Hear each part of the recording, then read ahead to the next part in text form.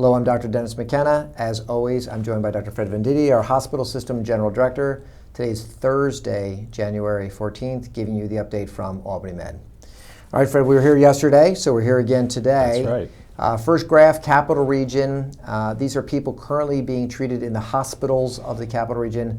520, and we were looking at this earlier, Fred. It does appear now we have about a week at that same level. It really does, Dennis. It looks like we've plateaued. So we'll see. We'll see how this continues, or if it continues. Let's take a look at admissions and discharges here on this campus. The graph, I think, speaks for itself. We still not seeing any flu activity, although we did hear today on the regional call there was a hospital that had 2 cases of flu B. That's right. I think out in Gloversville. Right. Yeah. So we'll have to watch that carefully, but Yes. Still very limited activity in the region. And then this is the morning census here at the medical center, people currently in the hospital with COVID. Over the last 7 days, Fred, about the same. As you look at that graph, you pointed out there's this plateau area, and a similar one occurred, I want to say it was about a month ago. Right. It was at the end of November, beginning of December. So it's kind of a repeating pattern. Perhaps that plateau back in December was related to the Halloween surge we saw. And maybe now we're seeing the plateau from the more recent holidays. So the actual numbers here are 139 in the hospital, there's 18 in the ICU, and there's 7 on ventilators. Yes. All right, Fred, one of the things that we've talked about from the very beginning here is there's a lot of ways in which we can attack the virus. Social distancing is very important, of course, wearing the mask, washing our hands. We've both spoken about the importance of taking this as an opportunity to get healthier. That's right. Right? Absolutely. So we do know there are certain things that make people more at risk to get sick from the virus. So if you get the virus and you land in the hospital, you're more likely to be someone who may have high blood pressure, diabetes, lung disease, and heart disease. These are some of the risk factors for landing in the hospital. We can't reverse the aging process, we'd like to, but we can't affect that one. We've also heard and learned, and there's articles that have been published that show that during these last 9-10 months, in some ways, people have not actually taken the opportunity to get healthier. In point of fact, sadly, they've done the opposite. That's right. We've seen some increase in things such as drinking, and you brought up an interesting article today about that. That's right, Dennis. So first of all, there's a lot out there about increase in alcohol sales. So you're absolutely right. We're probably moving in the wrong direction in that regard.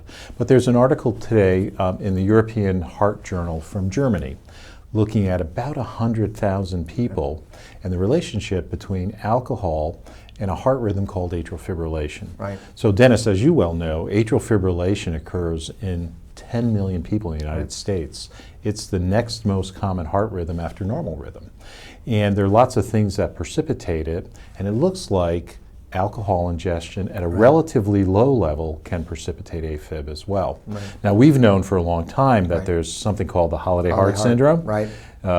See it in the ED. Yep, right, you see it in the ED. So the night goes something like this: a couple of cocktails, a big meal, a couple of glasses of red wine with your meal, a couple of after dinner drinks, you go to bed, wake up in the morning, and boom, your heart's racing and going chaotically. Right. But that's with a fair bit of alcohol. Right. This even suggests that small amounts are potentially harmful. So this is probably an opportunity for us to say to you, you know, this is a stressful time. Perhaps be careful when it comes to alcohol consumption. Moderation. Moderation, absolutely. And a good chance to exercise more. That's right. That's it. Exercise instead of drink. Okay. Fred, nothing else, no other changes as far as our tier category, and no changes as far as anything operationally since yesterday? We're pretty much in the same place, Dennis. That's correct. Let's jump over then and talk about vaccine. We continue to vaccinate pretty aggressively in the community. The Capital Region Vaccine Network working very hard.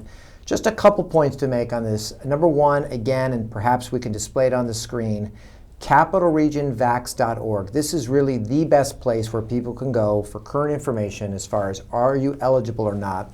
And on that site, you can actually click a link, put in information, and begin to see different locations where you can get the vaccine. Yes, that's great.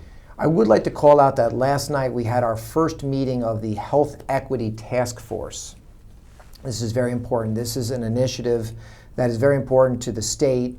We have a group of about 40 individuals representing the entire capital region, being co-chaired by Dr. Antonikowski. She's our Chief Officer for Health Equity, Diversity, and Inclusion, and Dr. Manjanoff.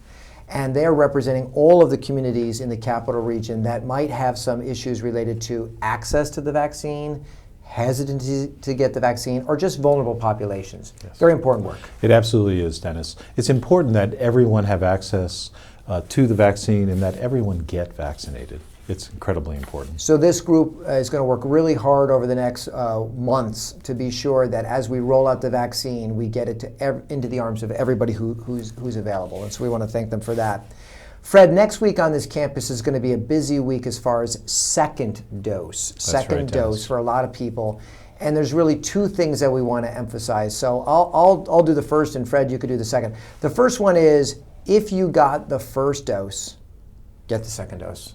Seems like a pretty simple message, but there is some immunity from getting the first, but we want you to get both. Very, very important. Right. Follow the science. Right. And the other thing that's important to have you recognize is after the second dose, you may have some mild symptoms. Yes. You may have some constitutional symptoms, fatigue, some muscle aches, maybe low-grade fever. Don't be concerned about that.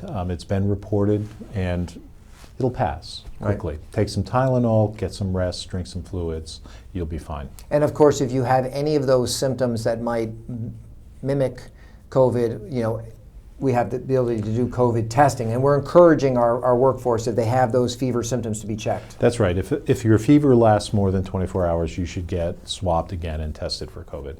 All right, very good. So exciting that we're going to have that many more people get dose 2 next week. Lastly, Fred, let's end on some good news. Who is Marissa Goyer? Who's Marissa Goyer?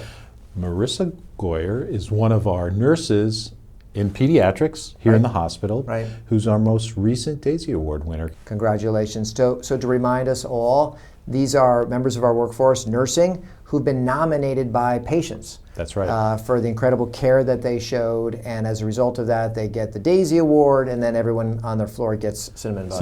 Cinnabon. That's right. And Dennis, this is competitive. This is very competitive. This is not just one nomination Right. at a time. There are usually multiple nominations, and it's a little hard to choose who's Right. the winner. And obviously, she did a great job. So congratulations. Congratulations. All right, so we're heading into the weekend. We're still doing calls twice a day with the regional That's network. right.